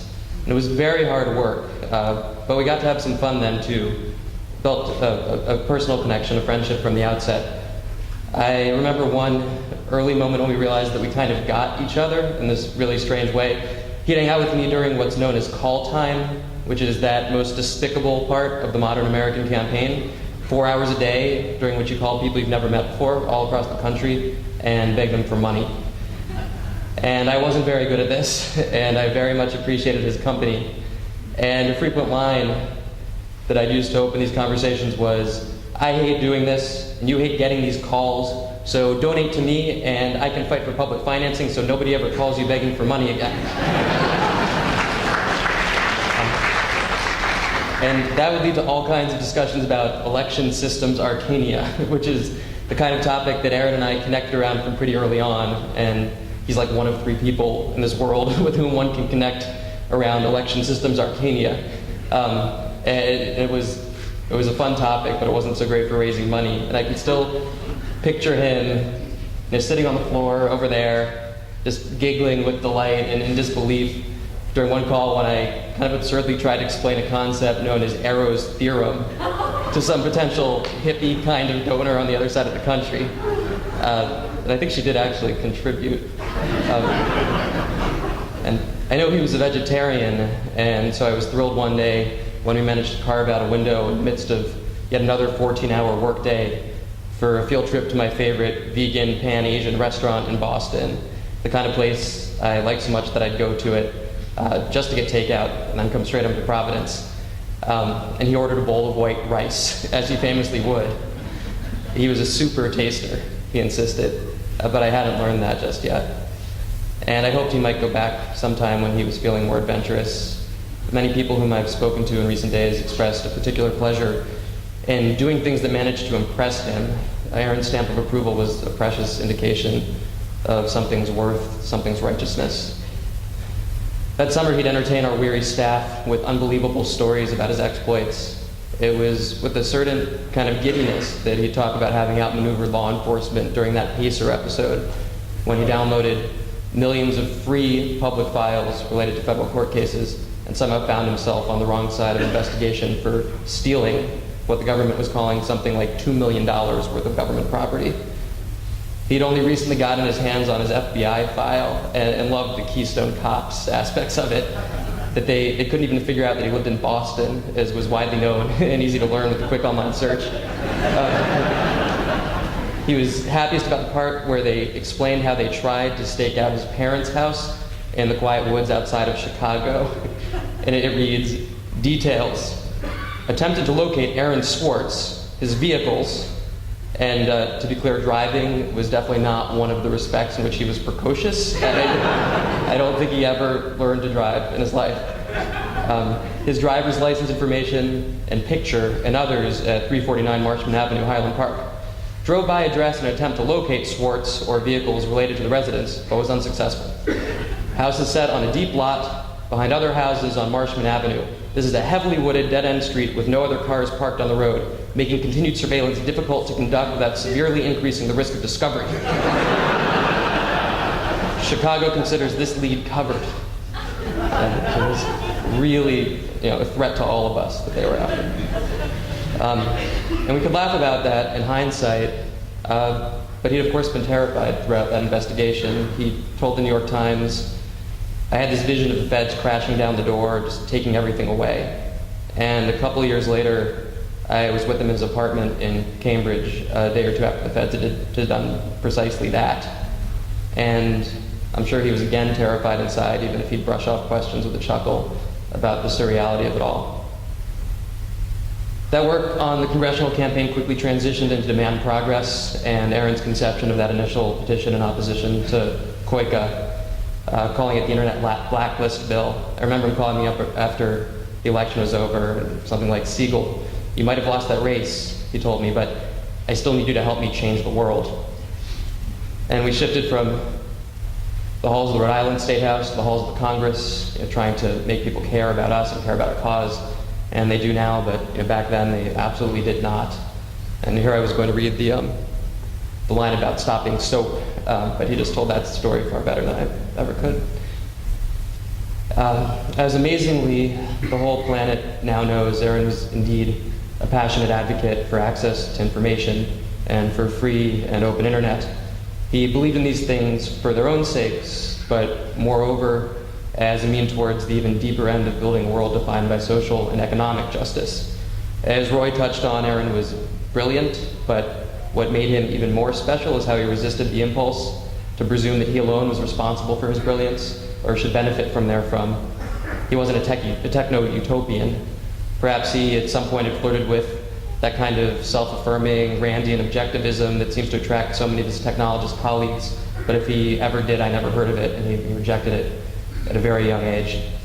He told me something once like, and I've been fumbling for words, for the wording over the course of the last week, something like, Siegel, you gotta understand, I might be in a bad mood sometimes, might seem kind of antisocial or misanthropic, but don't worry. Whenever there's a problem, I'm always looking for the utility optimizing solution to it. And his donation to GiveWell is strong evidence of that. So he was a sort of communitarian who was deeply aware of our world's injustices and who understood the constant struggle that is necessary to even begin to remedy them. And he, in part, of course, succumbed to that struggle. One of the roles that I played over the last few days is to try to take all the outrage at Aaron's death and the desire to make it something meaningful, to take all of that and to turn it into productive, directed activism. I was in DC on the Hill over the last couple of days, and all sorts of people want to help. It's really amazing. SOAP allies like Ron Wyden and Zoe Lothgren, both of whom got to know Aaron personally, but over the course of the fight. And then even right-wingers like Daryl Issa. They all want to know what they can do to help. And that would be a much easier thing to answer if Aaron had been a normal sort of activist. As somebody who cared passionately about just the environment or just gay rights or any narrow issue or two, and that those are all important concerns that he cared about and that I care about. But Aaron wanted everything. He wanted to change the whole world. He was trying to hack the whole world in the best way. He'd even taken to calling himself an applied sociologist. He had lofty goals for certain, but he stood more of a chance of realizing them than just about anybody else I've ever known. And so it's terribly difficult to divine a fitting tribute. We're calling for investigations. We'll push reforms to computer crime laws. We'll try to upturn the criminal justice establishment for him so that what happened to him never happens to anybody else ever again.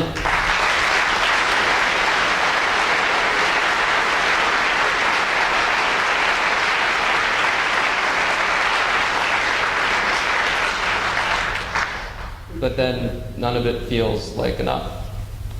And so as I close, I want to mention something just so touching and so surprising that he told me once, and I hope I'm not betraying his confidence, but it's even harder to understand now, and it's been haunting me this week.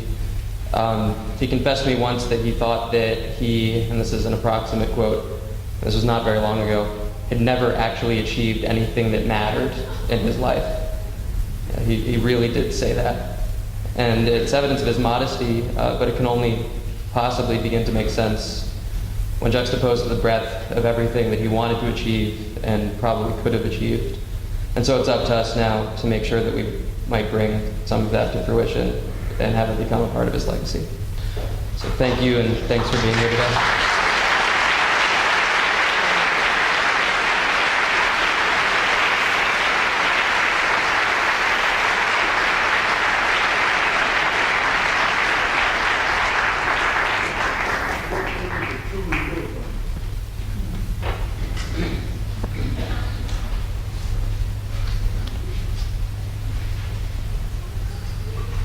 One problem that Aaron had was this idea that he didn't realize how much he mattered. And I would argue with him about it. A lot of those who loved him did. He really didn't feel it in a way. But the flip side of that was something really beautiful, which was this belief that everybody mattered. That everybody mattered just as much as he did. One of the things that he was doing in the last couple of years, as he was trying to figure out how he could change the world at scale in this gigantic way, he was putting a lot of work into improving himself and becoming better at life. You can look at his blog, that's some of the last blog posts that he wrote, are some beautiful essays about how to be better at life. And one of the reasons that he was working so hard at that was our next speaker, Taren. Quinn talked about how for years he wouldn't do any dishes.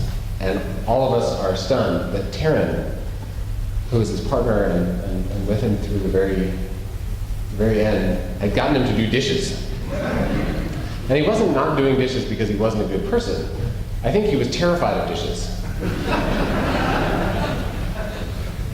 But he found it in himself. He found these ways to push himself, to challenge himself, to grow in a way that was deeply inspiring to all of us who were inspired by him in so many other ways. He wasn't the kind of does the dishes kind of inspiring before, but he was getting there. And I think he recognized that part of making the world a much better place was being a really good person. Taren helped inspire that in him, and she also taught him that by example. I feel privileged to have introduced the two of them. Taren's also one of the most amazing activists and advocates that I've ever met. And she was someone who inspired Aaron deeply, and someone who Aaron deeply loved. Please welcome Taren Steinberg and Kauffman.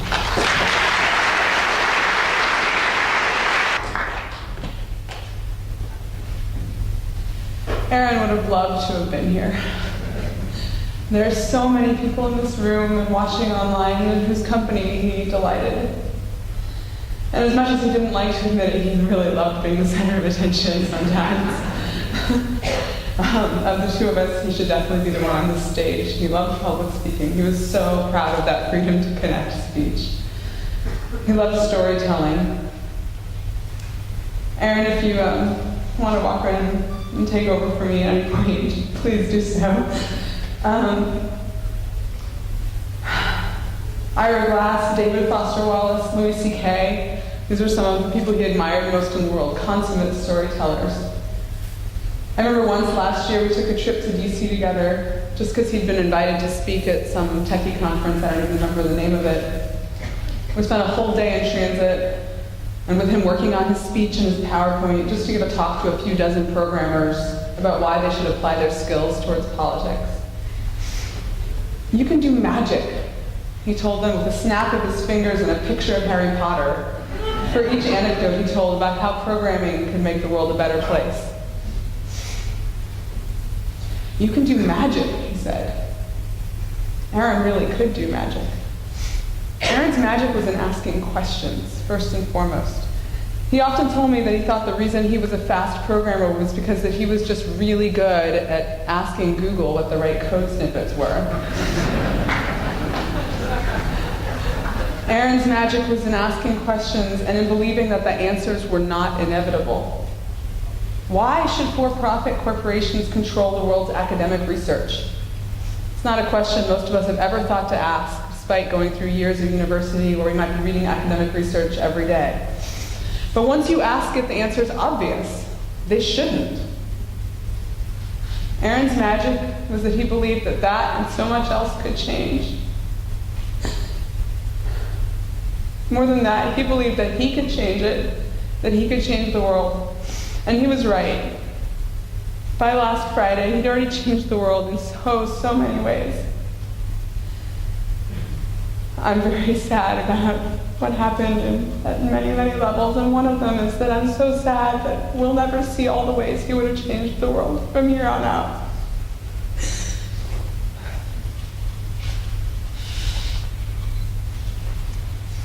Aaron would have loved to have been here and had the opportunity to speak to all of you. I have to say, though, I'm not sure he would have liked the structure of the program. He hated ceremony. But memorial services are for the living.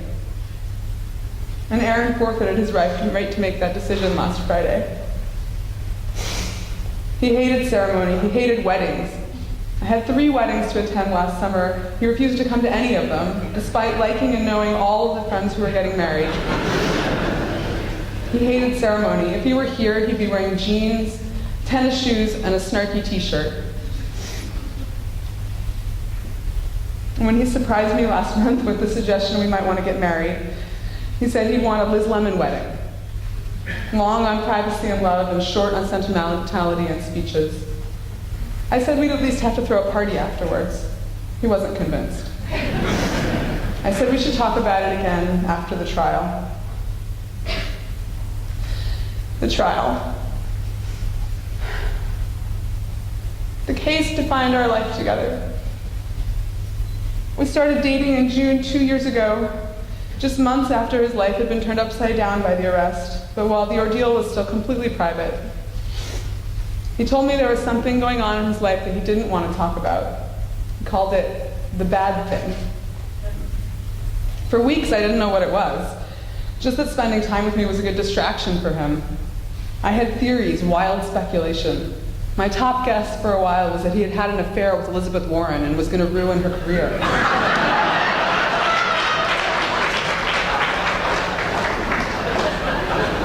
That really was my top guess for a while. He called me one night. He was in Cambridge.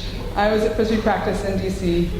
He told me that the bad thing might be on the news the next day and asked whether I wanted to hear it from him first. I said yes. So he told me he'd been arrested and was being charged with downloading too many academic journal articles. I was silent briefly and then blurted out, "That's all? That doesn't seem like a very big deal." He giggled nervously and said, "Well, I guess it's not like anybody has cancer or anything." I thought about it and called him back a few hours later. "Sorry," I said, "I think I might have underreacted a little bit. I'm sure being arrested and prosecuted is very stressful." And he said, "Actually, yours is the most helpful reaction anybody's had so far. Please don't change it."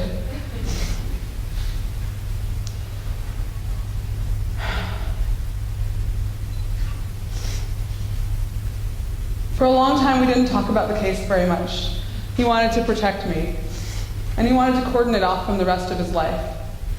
He was worried that I would be subpoenaed, or that his other friends would be subpoenaed, and so he kept it all to himself. He kept all of the stress and the anger and the fear to himself. We started talking more and more about it over the last few months as it became clear that the government was not going to recognize that this was just one big mistake. That Steve Hyman, the prosecutor, who was hell-bent on destroying Aaron's life, was not going to come to terms with the notion that Aaron was not a threat, that Aaron should not spend years behind bars, that Aaron should not be labeled a felon for the rest of his life. In December, there was a hearing that I went to with him. The trial was delayed because another hearing, at this hearing, the decision was made to delay the trial until April. And afterwards, we came out of the courtroom and I tried to give him a hug and he pushed me away.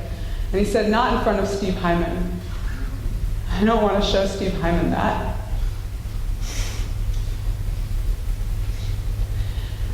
Aaron would have loved to have been here. I'm not sure he would have liked me speaking about him this way. Despite his public profile, he was an intensely private person in many ways. But memorial services are for the living, and last Friday he forfeited his right to decide that. I think that you, his friends, his family, his admirers in the wider world have a right to know what he faced. He faced an unfair prosecution by this man, Steve Hyman, who had no sense of proportion or justice and just wanted to rack Aaron up as a notch on his belt so that he could go into the cafeteria with the other prosecutors and high-five them. He faced Carmen Ortiz, a U.S. attorney who did nothing to rein Hyman in. He faced indifference from MIT, an institution that could have protected him with a single public statement and refused to do so in defiance of all of its own most cherished principles. And he faced a deeply dysfunctional criminal justice system, one that he is far from the only victim of. There are millions of Americans who face the kinds of ordeals that he did, most of them with many fewer resources and much less support than he did. And last Friday, he faced the prospect of yet another 3 months of uncertainty and ups and downs and being forced by the government to spend every fiber of his being on this damnable, senseless trial with no guarantee that he could exonerate himself at the end of it.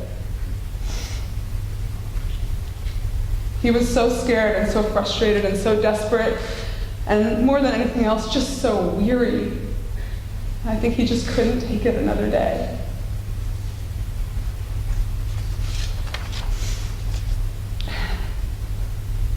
Aaron once told me early on when we were trying to navigate a long-distance relationship, and I was sort of apologizing for, I can't come to Boston this weekend, but I'd love it if you came to DC, but it's okay if you don't want to. I understand if you don't want to.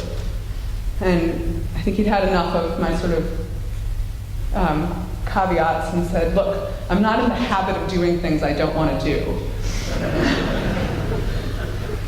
In the end, that independence was one of Aaron's core traits and part of his brilliance. No one could tell him what to do. Unlike most of the world, he refused to let social mores funnel him on autopilot into doing things that don't make sense. He refused to let establishment conventional wisdom of "this is how it's done" stop him from asking the hardest questions. He never let his youth define who he was or constrain what he did. And in the end, he couldn't allow Steve Hyman and the U.S. Attorney's Office to control him either. We now live in a world without Aaron, but the legacy he would have wanted to leave is clear. That's why I'm here today. That's why all of you are here today. Because I still believe that the world can change, even though Aaron's not here to do the changing himself. Aaron's last 2 years were not easy. His death was not easy. And the things I'm going to say are not going to be easy. But they are what he believed, and if anything good is to come out of his death, they're the lessons we must learn. You can't rest comfortably. You have to think big and think tiny. Aaron once said, "The revolution will be A/B tested." Which I think is the big, the revolution, and the tiny. He wanted to make sure that each small step along the way was being done right. You have to recognize that no one knows what they're doing. Other people telling you you're doing a good enough job isn't good enough because they don't know what's possible.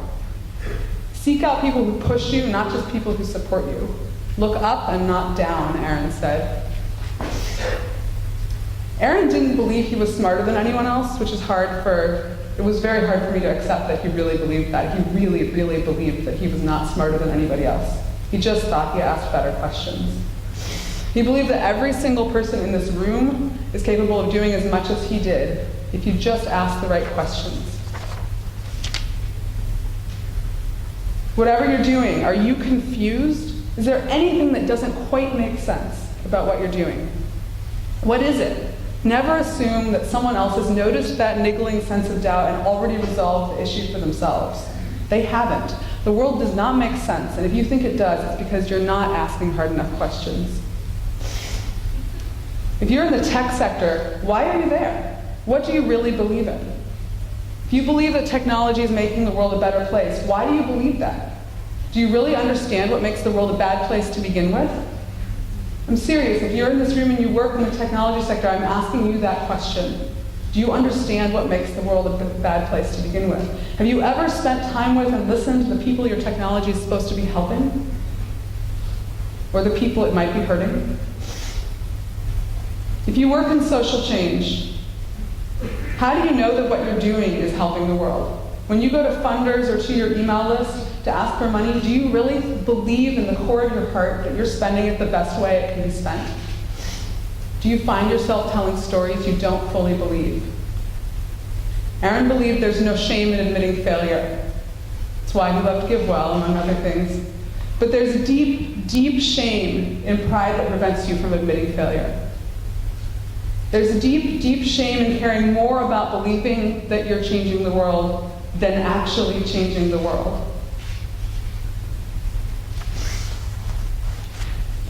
Aaron would have loved to have been here, because out of the last week and out of today, phoenixes are already rising from his ashes. The best possible legacy for him is for all of us to go out from here today and do everything we can to make the world a better place. 1,000 flowers are blooming in his name already.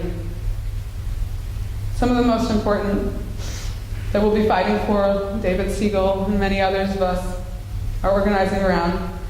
The U.S. Attorney's Office in Massachusetts must be held accountable for its actions.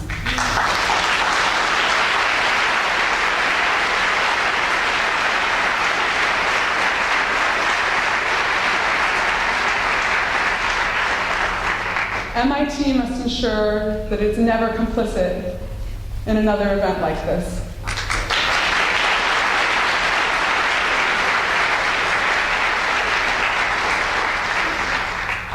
All academic research from all time should be made public and free and open and available anywhere in the world.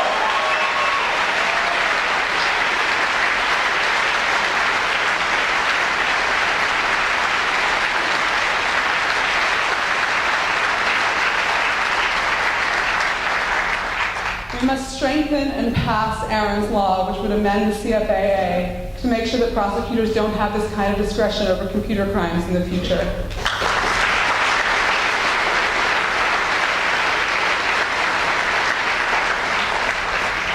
And we need fundamental reform to our criminal justice system.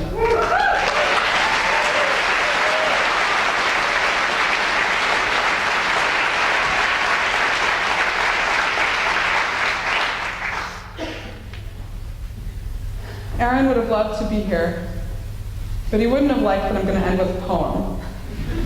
Aaron didn't like poetry. He said it was too intense for him.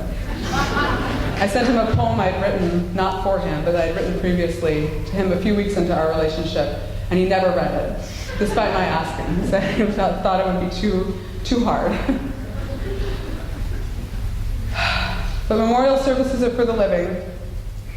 And last Friday, he forfeited his right to decide that. This poem a friend sent me touched me in a way that few other things have in the last 8 days. It's called When Great Trees Fall by Maya Angelou.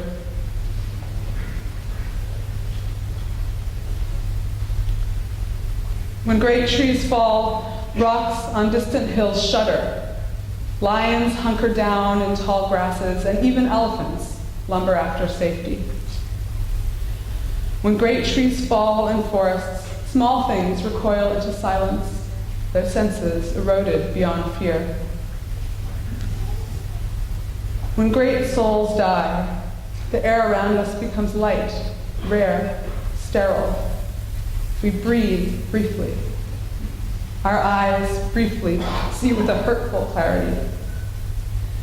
Our memory, suddenly sharpened, examines, gnaws on kind words unsaid, promised walks never taken. Great souls die, and our reality, bound to them, takes leave of us. Our souls, dependent upon their nurture, now shrink, wisen.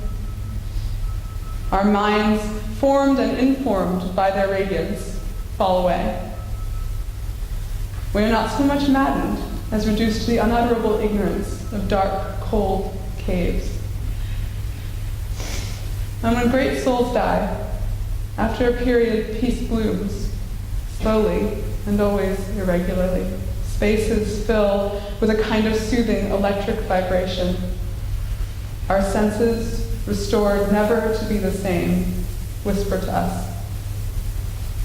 They existed. They existed. We can be and be better, for they existed.